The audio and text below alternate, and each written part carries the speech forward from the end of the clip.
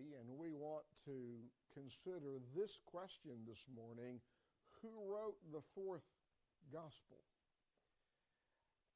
And I know that you're thinking, well, John wrote the fourth gospel. But how do you know that?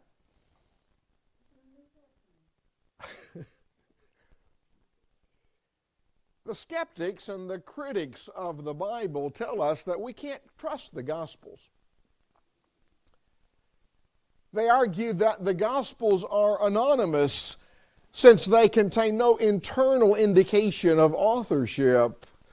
They tell us that the attributions of authorship are late and that the traditional names attached to these Gospels were attached to give them prestige. They argue that the titles attached to the Gospels were added much later, a long time after they were written. They argue that the authors of the Gospels were not eyewitnesses of the things that they report, that they were written a long time after those events, that the Gospels were not written near Palestine, that there was a high illiteracy rate in Palestine, and therefore it's unlikely that the Gospels were written by the traditional authors. They remind us that forgery was prevalent in the first century. In 2 Thessalonians chapter 2 and verse 1 and 2, Paul was aware that some were sending out letters that he didn't write in his name. And then the skeptics and the critics of the Gospels tell us that the Gospel account of the resurrection, for example, is just filled with contradictory information. Now, I could address all of those points that I've mentioned, but that's not my purpose this morning. And I've mentioned these things to hopefully help you see that the question, who wrote the fourth gospel, is an important question. Who writes something is important. Earlier this week, I received a text from a number that I didn't recognize, and the text asked, "Are you in the office?" I ignored that text. Later, I received another text from a different number that I didn't recognize. I checked the area code. I think it was from Toronto. They asked, "Do you have time?" I ignored that message for a while, and finally I decided I'm going to text, "I do not recognize this number." I got a text back with an image attached. I didn't click on that image. You see, who writes something is important. When we get a letter, we want to know where it came from. Who wrote that letter? If the skeptics' objections to the Gospels are valid, they greatly weaken the case for the Gospel's trustworthiness. And so it's important that we think about questions like, who wrote the Gospels? Who wrote the fourth Gospel? And so we ask, who wrote John? You notice I have John in quotation marks. Well, if you turn to the opening section of the Gospel of John, I'm sure you're going to read something like this: the Gospel according to John. That's what it says in my Bible. Is that what it says in yours?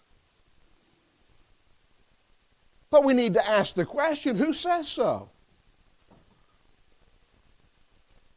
I know you believe that John wrote the fourth gospel, but why do you believe that? How do you know? Who says so? Well, my preacher says so. Or you might reply, well, the scholars say so. How do you know that John wrote John? What is the evidence to support this conclusion? When it comes to the authorship of New Testament books, there are two kinds of evidence. There is internal evidence, evidence from within the text itself, and then there is external evidence, attributions from early church writers. But when it comes to the Gospels, we don't have any kind of internal evidence of who specifically wrote those Gospels. We have that kind of evidence when it comes to the letters of Paul. In fact, we have that right there in the salutation. Paul identifies himself as the author of the letter. We don't have anything like that with the Gospels. So let's think for a moment about the internal evidence that we do have concerning the writer. Well, he was probably a Jew. He uses the Old Testament rather extensively. 17 quotations or citations, 2 quotations, 59 allusions.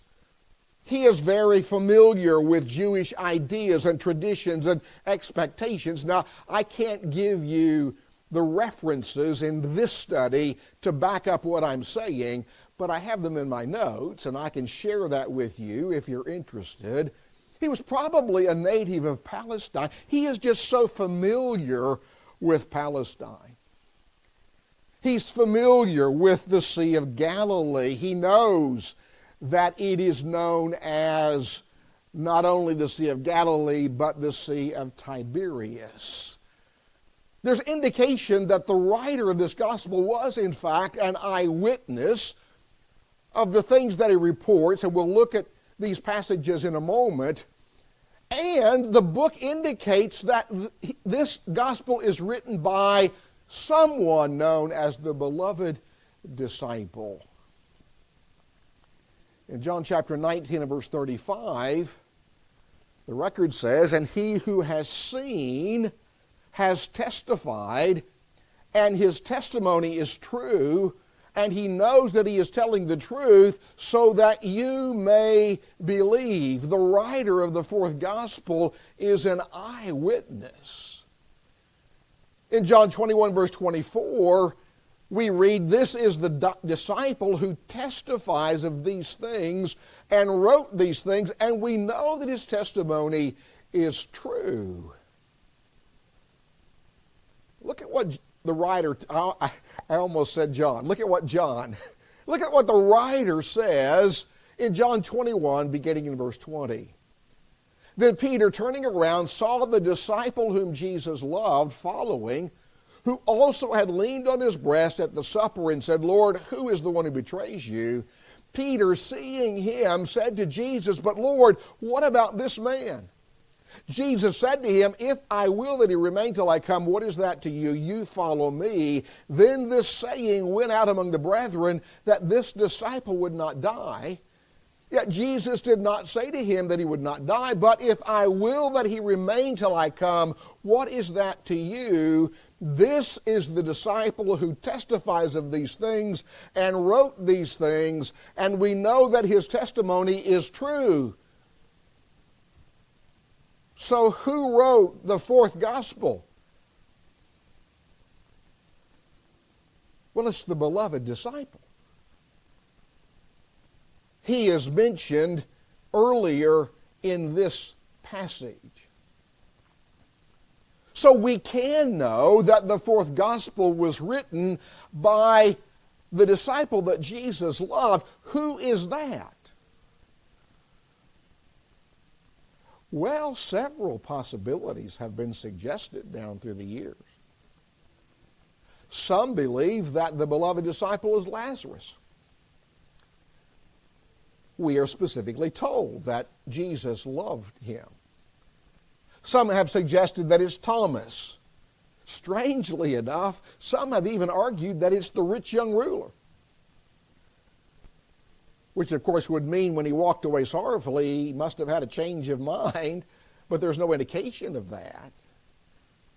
Some just said, well, it's just some disciple that we don't know. It's some unknown disciple. Some have even argued that he is the ideal, perfect disciple. Some have suggested that he is John the Elder or John Mark. But the majority view down throughout the centuries has been that the beloved disciple is the Apostle John. What do we know about him? What does this gospel tell us about the beloved disciple? Well, we learn in John chapter 13 that the beloved disciple was the one who leaned on Jesus' breast during the Last Supper and asked him, "Who is the one who's going to betray you?"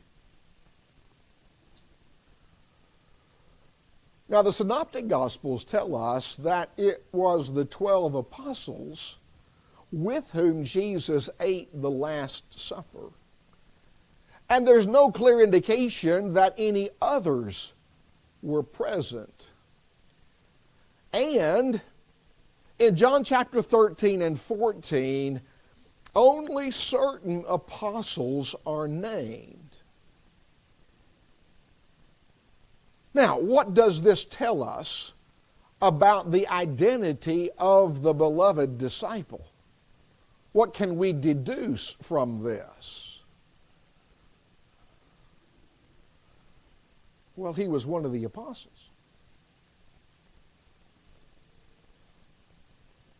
Judas Iscariot, Simon Peter, the beloved disciple, Thomas, Philip, and Judas, who is not Iscariot, are the apostles that are named in John chapter 13 and 14. And so what does this tell us about the identity of the beloved disciple? Well, he's not any of these guys, right?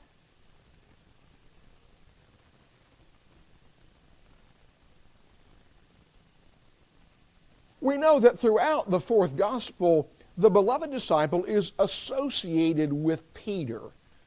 We just see the beloved disciple and Peter doing things together.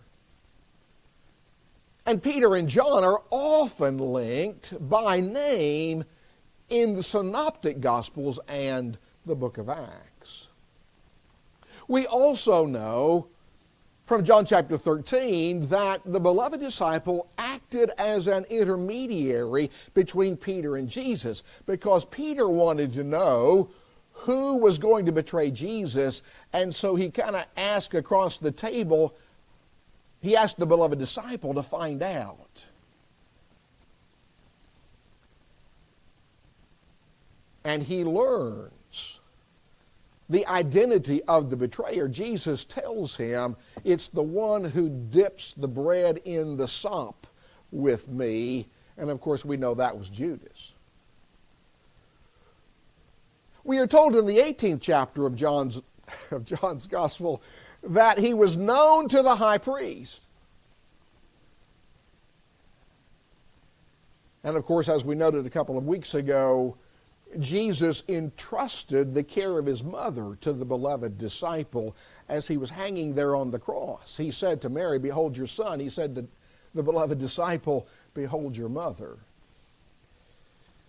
And he was there to see the spear thrust in Jesus' side. And in the opening verses of John chapter 20, he is informed, along with Peter by Mary, that Jesus' tomb was empty. And he ran with Peter to investigate Jesus' tomb. And he found the tomb empty, and he believed, we are told, presumably in the resurrection. In John chapter 21, the beloved disciple is among the fishing party on the Sea of Galilee. There were 7 disciples that are mentioned in that context: Simon Peter, Thomas, Nathanael, the sons of Zebedee, and 2 others. And the beloved disciple is mentioned as being one of those 7.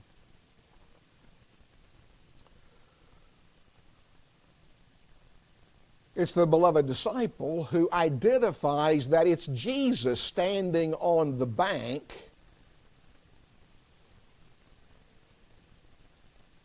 and as we've already noted, John 21, 20 through 24 indicates that it's the beloved disciple who wrote the fourth gospel. And we also learned from verse 23 that whoever this beloved disciple was, he was well known among Jesus' other disciples because the rumor went out that he wasn't going to die until Jesus returned. It was a fallacious rumor, but nonetheless, that's what was propagated. Well, there's somebody else that we read about in the fourth gospel, and that is an unnamed disciple. In John chapter 1, verse 35, the record says, again the next day, John stood with two of his disciples, and verse 40 reveals that one of those two men was Andrew, so we don't know who the other one was. And then we read about the other disciple. And he went with Peter to the high priest's courtyard. He was known by the high priest. He was loved by Jesus. He ran with Peter to the tomb. He saw the empty tomb and believed. But there's good reason to believe that this other disciple is none other than the beloved disciple, the one that Jesus loved.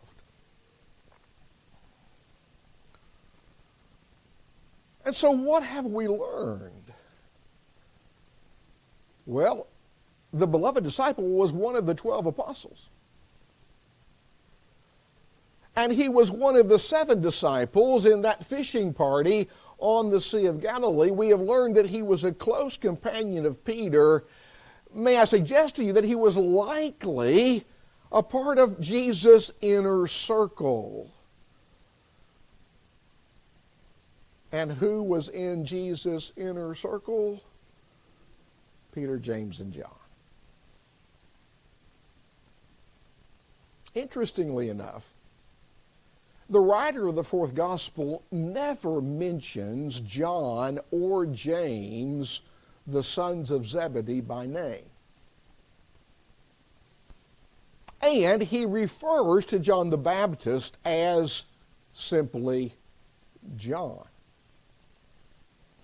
John the Baptist is always referred to as John the Baptist in the synoptic gospels to distinguish him from John the son of Zebedee, but you don't have that in the fourth gospel. Well, now what about the idea that Lazarus is the beloved disciple? Well, I would suggest to you that it's unlikely that a gospel written by him would have been accepted in the Johannine community, if such a thing even existed, and he was not an apostle. He was not in the right place at the right time. He's not mentioned anywhere else in the New Testament. I must say to you, a preacher friend of mine believed that Lazarus is the one who wrote the fourth gospel. I remember him saying that. I didn't have the opportunity to pursue that with him, but I must confess, I'm kind of amazed. It just doesn't seem to me that the evidence will allow that conclusion. Now, maybe he knows something that I don't know, but if the unnamed disciple that we mentioned a little bit earlier and the other disciple and the beloved disciple are one and the same individual, then he is distinguished from other named individuals.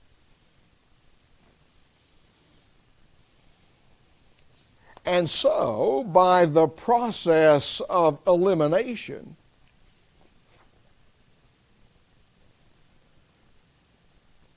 what can we learn? Well, the beloved disciple cannot be Peter because Peter is distinguished from the beloved disciple in several passages.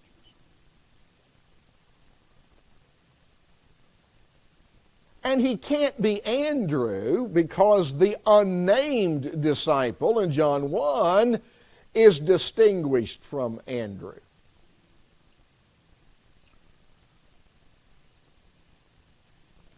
And he can't be James, the son of Zebedee, because James was martyred early on. And we read about that in Acts chapter 12. And he can't be Philip, because Philip is distinguished from the unnamed disciple. And if Bartholomew and Nathaniel are one and the same, and a good case can be made for that, he's not Bartholomew because Bartholomew is distinguished from the unnamed disciple. And he can't be Thomas because Thomas was one of those named apostles in John chapter 13 and 14.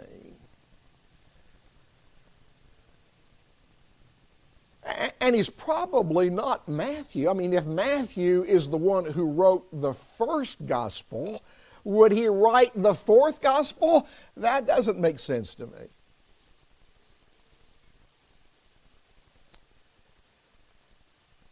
And he can't be Thaddeus because he's distinguished from Thaddeus in John chapter 14 and verse 22. And he can't be Judas Iscariot because he's distinguished from Judas Iscariot. And after all, what happened to Judas Iscariot? We know what happened to him. And that just leaves three possibilities.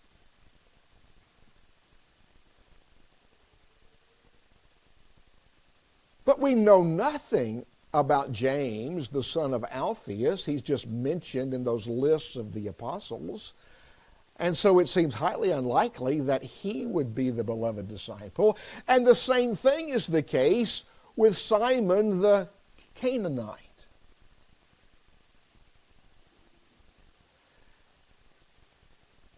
And that leaves us with John, doesn't it?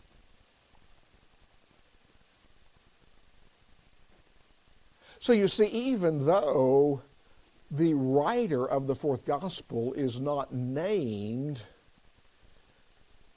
I think we're given enough information that we can deduce with a high degree of probability who this writer was.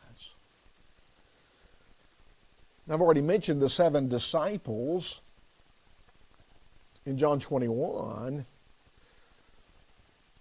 If the unnamed disciple mentioned in John 1 is the same person throughout the gospel, then he's not Andrew, Peter, Philip, or Nathaniel, as I've already mentioned, because this disciple is distinguished from these fellows. And he's not Simon Peter, as we've already suggested. I've already asked you who was in Jesus' inner circle, and I could see your lips moving. And you said Peter, James, and John. And you said that because they were with Jesus when he raised Jairus' daughter, and they were on the mountain with Jesus when he was transfigured, and they went further into the Garden of Gethsemane with Jesus. And so it would appear that Jesus had a special relationship with them. And so if the beloved disciple is a part of that inner circle, as we've already noted, it can't be Peter, and it can't be James, and that only leaves John.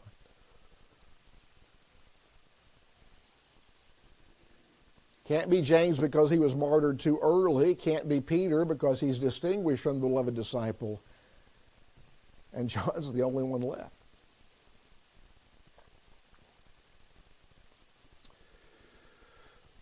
Well, I mentioned earlier when it comes to authorship, there's two kinds of evidence. There's internal evidence, what we find in the book or the letter itself, and then there is external evidence, what we find outside the New Testament.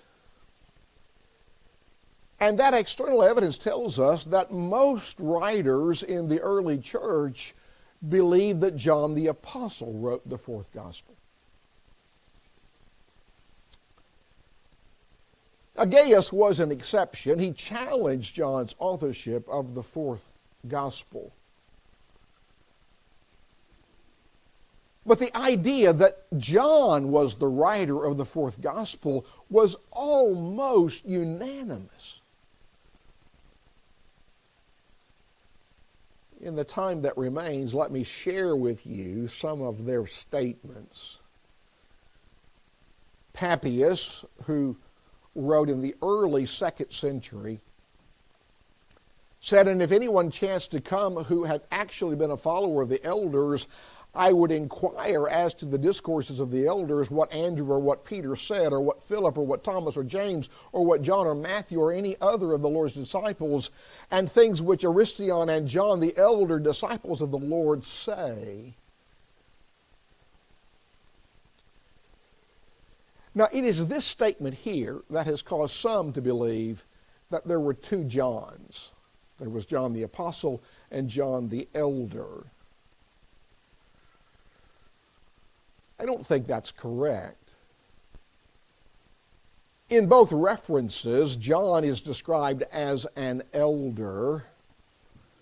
But notice, Papias talks about what was said by several of the men that he mentions, that's past tense, and what Aristion and John say, present tense. Theophilus of Antioch writes late in the 2nd century, he says, "And hence the Holy Writings teach us, and all the Spirit-bearing men," he means inspired men, "one of whom John says, in the beginning was the Word, and the Word was with God." Now, where do we read that? Well, that's John 1:1, isn't it? Showing that at first God was alone and the Word in Him. Then he says, the Word was God, all things came into existence through Him, and apart from Him not one thing came into existence. He's quoting John 1:1, and I think it's verse 3. Irenaeus, writing about 180, mentions Matthew, Mark, Luke, and then he says, afterwards, John, the disciple of the Lord, who also had leaned upon his breast, did himself publish a gospel during his residence at Ephesus in Asia Minor. So what does Irenaeus believe? Well, he believes that John is the one who leaned upon Jesus' breast, and he wrote a gospel, and he wrote it in Ephesus. Later in this same work, he quotes both 1st and 2nd John and attributes these letters to John the Apostle as well. Clement of Alexandria, writing in the 190s, says, "But last of all, John, perceiving that the external facts had been made plain in the gospel, being urged by his friends and inspired by the Spirit, composed a spiritual gospel. This is the account of Clement." So Eusebius, in his ecclesiastical history, is quoting Clement here. The Muratorian fragment, dated in the 2nd century, says the fourth book of the gospel is that of John, one of the disciples.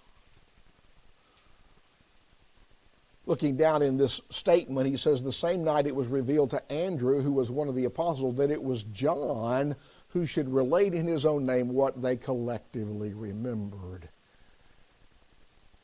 And Origen, writing in the middle 3rd century, says, the Gospels then being four, I deem the first fruits of the Gospels to be that which have enjoined me to search into according to my powers the Gospel of John. And he describes John as the one who lay on Jesus' breast. Tertullian, as you can see, I'll not take the time to read the entire quote, refers to Gospels written by John and Matthew.